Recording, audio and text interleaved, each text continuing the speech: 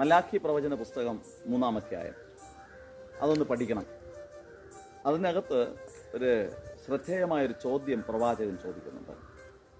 ദൈവത്തെ ആരാധിച്ചതുകൊണ്ട് അല്ലെങ്കിൽ ദൈവത്തെ വിളിച്ചപേക്ഷിച്ചതുകൊണ്ട് എന്ത് പ്രയോജനം?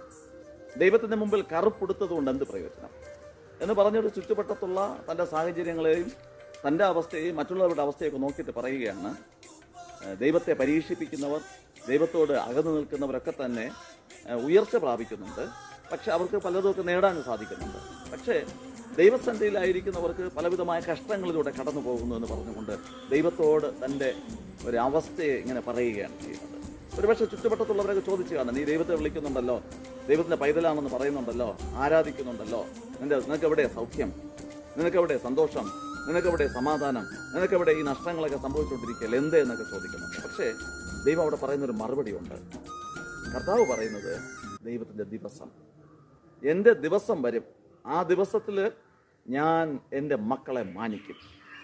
നല്ലവനും ദുഷ്ടനും തമ്മിലുള്ള വേർതിരിവ് അറിയും, അന്ന് നീ അറിയും. അത് നിലനിൽക്കുന്ന നന്മയാണ്. ഈ ലോകത്ത് ഇന്ന് നമ്മളിങ്ങനെയൊക്കെ ശുശ്രൂഷ ചെയ്ത് നടക്കുമ്പോഴേക്കും താൽക്കാലികമായി കാണുന്ന ചില നൈമിഷികമായ നന്മകളെ കണ്ടിട്ട് അത് വലിയ നിലനിൽക്കുന്ന നന്മയാണെന്ന് തെറ്റിദ്ധരിക്കരുത്.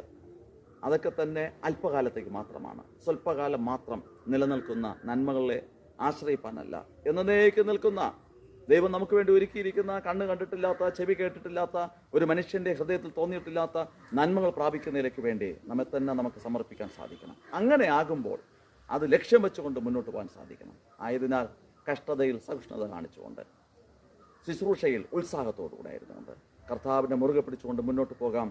നിശ്ചയമായും എല്ലാ ആവശ്യങ്ങളും സ്വർഗ്ഗ ദൈവം അറിയുന്നുണ്ട്. വലിയൊരു പ്രതിഫലമുണ്ട്. പ്രതിഫലത്തിന്മേൽ നോട്ടം വഹിച്ചുകൊണ്ട് നമുക്ക് മുന്നേറാം.